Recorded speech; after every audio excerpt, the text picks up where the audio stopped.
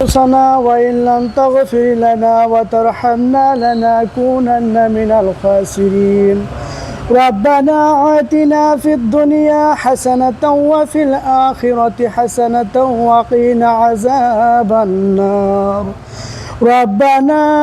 لا تزغ قلوبنا بعد إذ هديتنا وهب لنا من لدنك رحمة إنك أنت الوهاب ইয়া মাওলা করিম, তোমার ফরজ হুকুম এশারের জামাত শেষে মাওলা তোমার ঘর মসজিদে মাওলা সারাদিন পরিশ্রম করার পর মাওলা তোমার দিনের কাজের সাথে যেই কয়েকজন ভাই আল্লাহ শামিল হইল, হায় আল্লাহ কুরআন এবং হাদিস থেকে আলোচনা হইল, হায় আল্লাহ কারবালা নিয়ে যে আলোচনা হইল গো আল্লাহ, আল্লাহ সমস্ত মুসলমানদের রক্ত খনন, আল্লাহ এই কারবালার কাহিনী যখন আমাদের মনে পড়ে গো মাওলা, যদিও চোখে দেখিনি ঈমান থাকার কারণে চোখের পানি ধরে রাখতে পারি না, হায় আল্লাহ সমস্ত মুসলমানদেরকে এই কারবালার উসিলায় তুমি মাফ করিয়া দাও, হায় আল্লাহ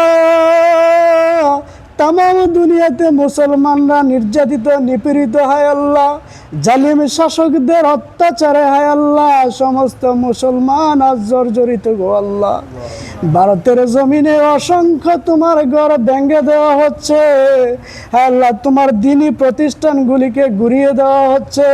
হায় আল্লাহ মুসলমানদের সন্তানদেরকে হায় আল্লাহ ফিলিস্তিনে কিভাবে হায় আল্লাহ বর্বরচিত হামলা করে মেরে ফেলা হচ্ছে গো আল্লাহ, আল্লাহ তুমি ফিলিস্তিনের সকল মুসলমানদেরকে তুমি শহীদ হিসেবে কবুল করে নাও, আল্লাহ আমরা মুসলমান হিসেবে আল্লাহ আমরা আজকে অসহায় তাদের পাশে দাঁড়াইতে পারতেছি না গো আল্লাহ, আল্লাহ তবুও যারা মনের তাজাল্লা নিয়ে তাদের প্রতি দুহাত বাড়াইয়া তোমার কাছে মাফ চায়,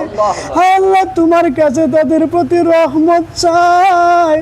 আল্লাহ তুমি যার হাতখানা পছন্দ করো ওই হাতের দোয়ার উসিলায় আল্লাহ ফিলিস্তিনে তুমি রহমত বর্ষণ করো, আল্লাহ নেতানিয়াহু বাহিনীদেরকে তুমি গজব দিয়ে ধ্বংস করে দাও, আল্লাহ পরিশেষে আল্লাহ রব্বির হামহুমা কামা রাব্বায়ানি সগীরা, আল্লাহ তুমি তো বলছো সন্তান যদি তার মাতা পিতার জন্য হাত বাড়াইয়া দোয়া করে, আল্লাহ তুমি সন্তানের হাত ফিরাইয়া দিতে পারো না, আল্লাহ আমরা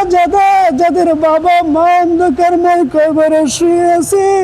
তাদের পক্ষ থেকে তোমার কাছে দোয়া পড়লাম, আল্লাহ তারা যেমনি ভাবে আমাদেরকে আল্লাহ শিশুকালে কুলে কাকিয়ে নিয়ে আদর করে দুধ খাইয়ে বড় করেছে গো আল্লাহ, যদিও তারা যদি পাপীও হয়ে থাকে তুমি তোমার কুদরতি কুলে তাদেরকে উঠে নাও আল্লাহ, আল্লাহ তুমি তাদেরকে জান্নাতি হিসেবে কবুল করে নাও গো আল্লাহ, আল্লাহ জবাবদিহি করতে হবে না গো আল্লাহ, আল্লাহ তুমি যদি তাদেরকে মাফ নাও করো কারো কাছে জবাবদিহি করতে হবে না গো আল্লাহ, সন্তান হিসেবে মাতা পিতার পক্ষ থেকে তোমার কাছে মাফ চাই, আল্লাহ তুমি আমাদের মাতা পিতাকে মাফ করে দাও, আল্লাহ যারা জিন্দা আছে তাদেরকে নেক হায়াত বাড়াইয়া দাও, আল্লাহ যারা অসুস্থ আছে তাদেরকে শাফায়াত তুলিয়া আজলাই কামিলা নসিব করে দাও, আল্লাহ মৃত্যুর সময় আমাদের সকলের জবানে জারি করে দিও তোমার হাবিবের শেখানো কালিমা লা ইলাহা ইল্লাল্লাহু মুহাম্মাদুর রাসূল।